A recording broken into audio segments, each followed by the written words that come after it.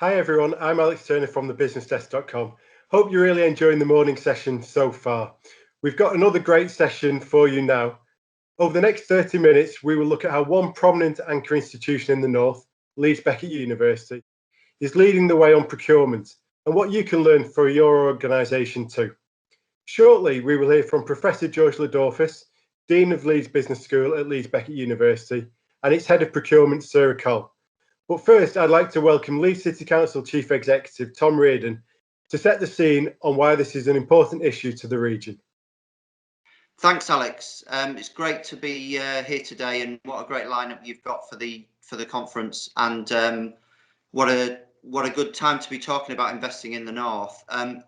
5 years ago, we in Leeds decided that we wanted to do more on making sure that we were hitting our social objectives in the city as well as our economic and environmental ones. And we talk a lot about inclusive growth, but we wanted to make it a bit more real, I guess. So we started doing a piece of work with Joseph Rowntree Foundation and Leeds Beckett and other organisations in the city and the region, looking at the role that some of the bigger organisations in a city like Leeds, looking at basically their social impact and how we could make sure that we maximise that in a beneficial way.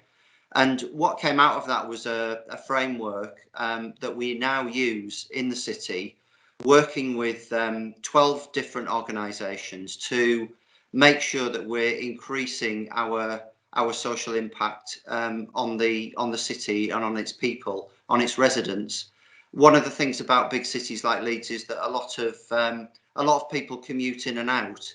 But what we want to make sure is that we're the best city for people who do that, but equally that it's not just those people who benefit from the economy of the city, but it's the people who live here and work here in some cases, but may not in others.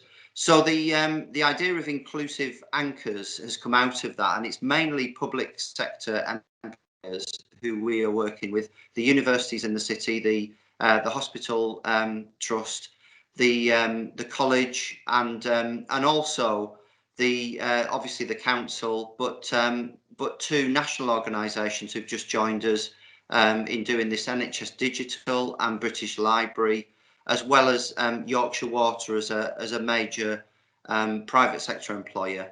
And what we try and do is look at the main areas in which we have that impact. So the obvious one is employment. You know, if you add together the group of organisations I've just described in Leeds, the council, the hospital trust, the universities, some of the bigger national institutions, it doesn't take you long to get to not far off 100,000 employees. So if you think about the impact that makes on a city like ours, just us as organisations paying the real living wage, making sure that we're working with local communities who have young people coming out of school and going into college who maybe haven't thought about working in these institutions, making sure that we are permeable to those communities and recognising the role that they can play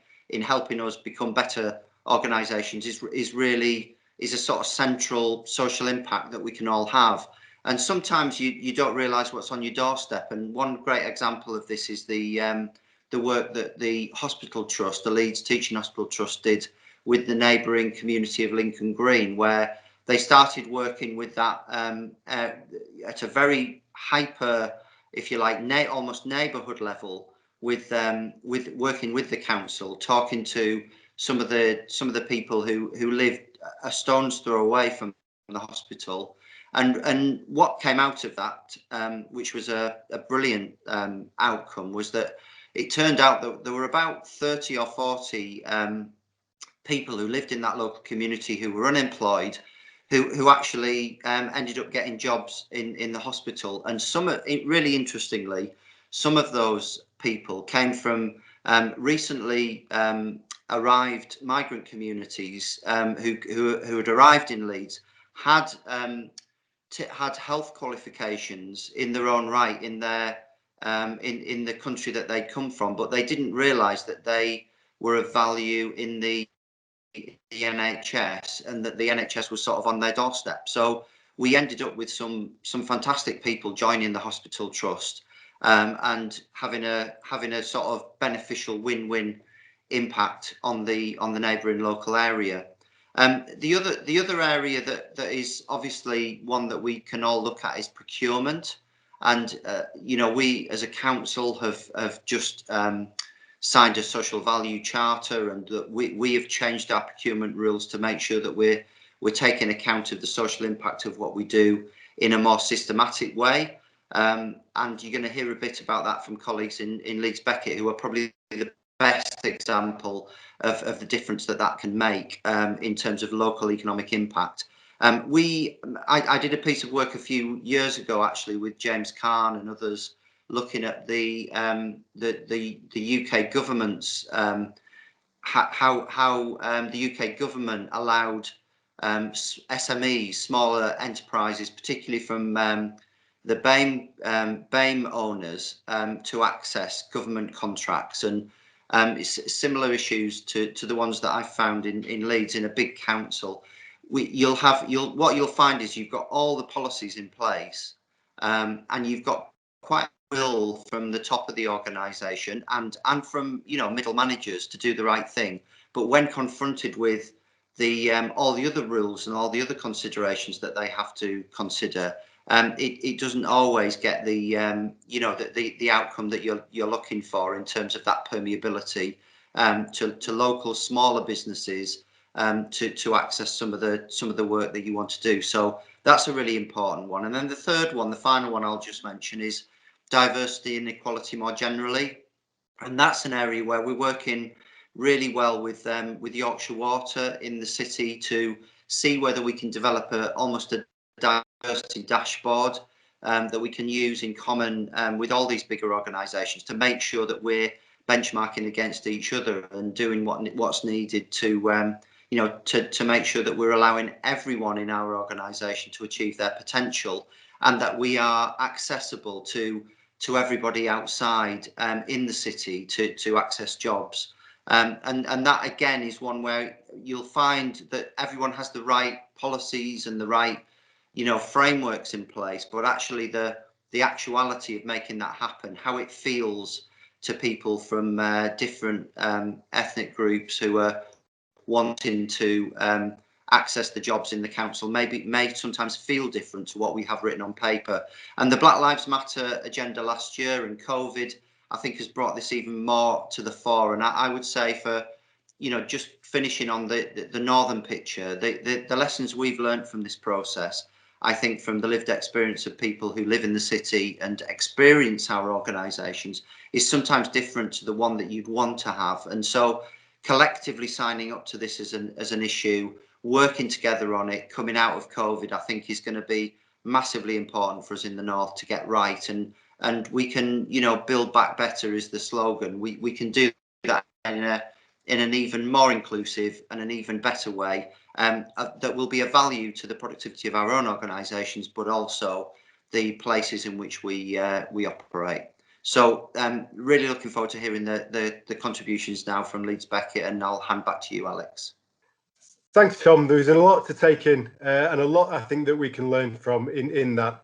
I'd now like to bring forward Sarah Coll, Head of Procurement at Leeds Beckett University, and her colleague, Professor George Lodorfos, Dean of Leeds Business School, who will talk in more detail about how they have changed their procurement strategy and the difference it's made to their own organisation and to the city region economy. As a key member of the Leeds Anchors Network, we wanted to share some of the work we've been doing at Leeds Beckett University to support the City of Leeds and the aims of the Anchor programme. I'm going to focus on the procurement activity, and George, our Dean of the Business School, will talk about the work his school has been doing to support the local region. In terms of procurement, we spend around £70 million a year on goods, works and services, and our aim is to spend more of this locally to directly impact our local economy and community. We started to do this by amending our procedures, procurement strategy and policies so that small and medium businesses and local suppliers are considered. The greatest impact we had was amending procurement procedures so local suppliers are given opportunities at every procurement threshold. Our thresholds are under 5k requires 1 quote, between 5k and 50k requires 3 quotes, and over 50k needs tendering. We amended the procedures, so if you're seeking 1 quote, you must consider local suppliers. If it's 3 quotes, at least 1 quote must be from a local supplier, and for tenders, local suppliers must be invited to bid.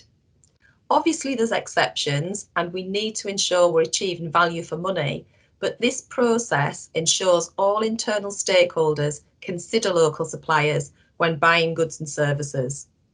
We made sure we communicated this to everybody and explained fully why we were doing it, and we also regularly remind everyone of the process.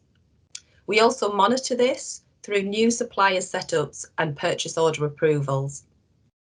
We also started to include social value criteria in our larger value tenders. That's tenders over 150k in value.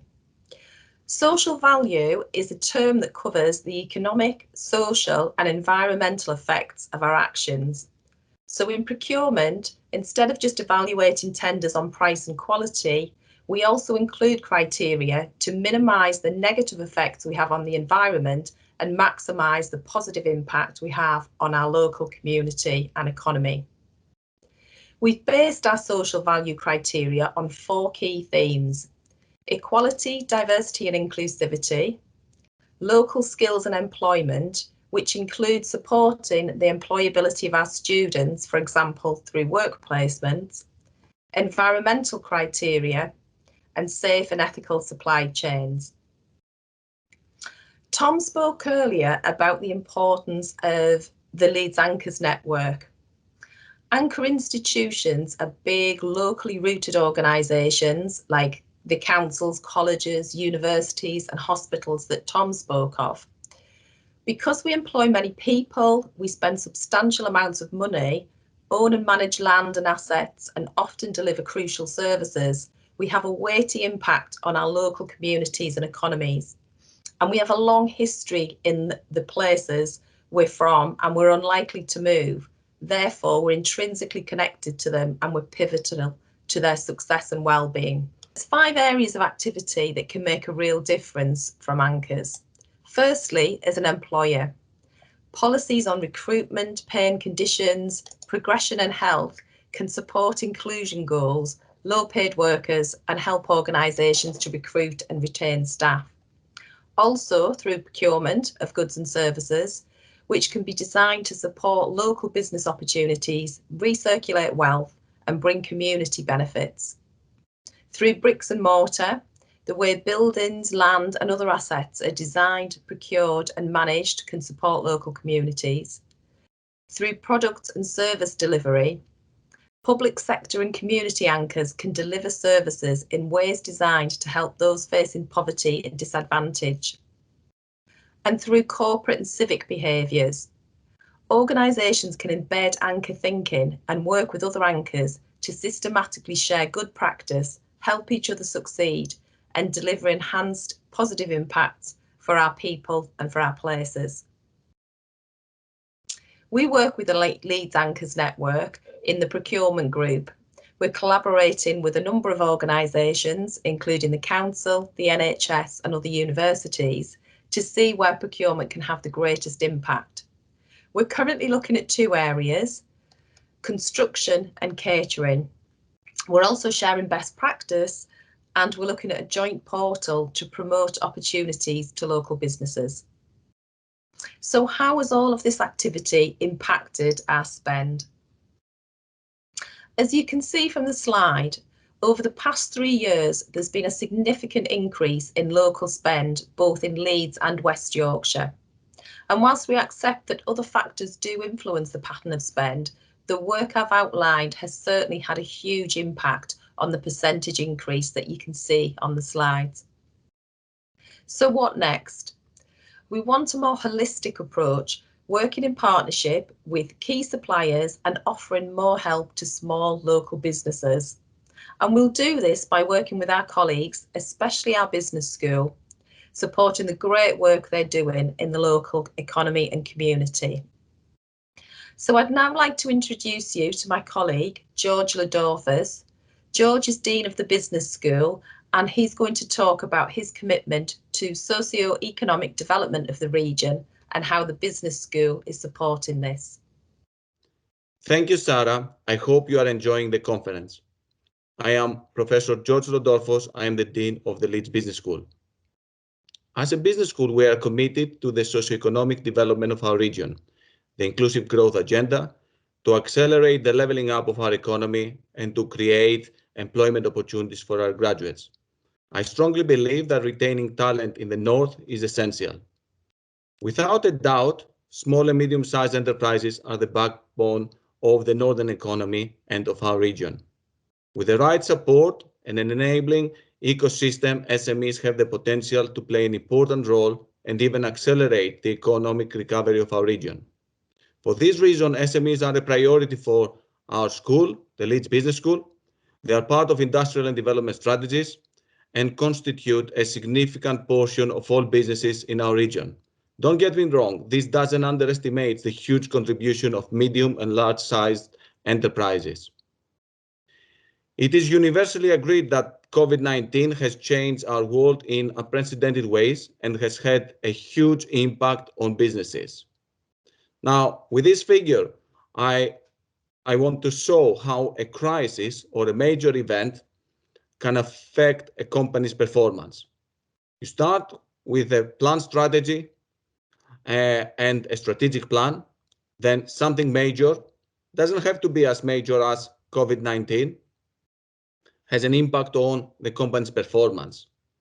And then, as you can see from the figure, the impact is significant, but the focus should be on developing emerging recovery strategies and accelerate the recovery process.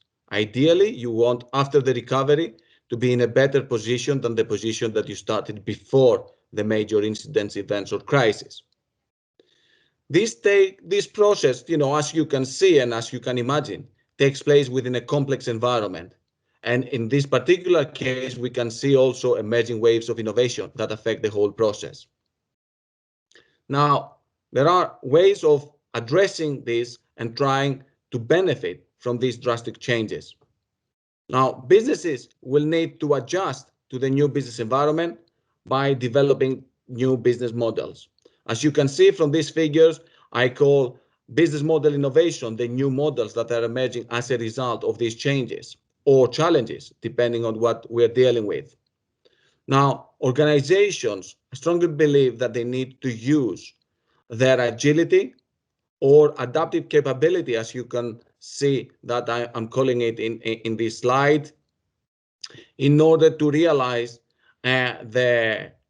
some of the benefits and try to reposition as soon as they can from the position that the crisis or the event has taken to. In addition, I believe that the role of strategic relationships with key stakeholders, and can be with other small and medium-sized enterprises, could be with anchor institutions, as Sarah and Tom said, or could be relationships with universities and large enterprises, are absolutely essential.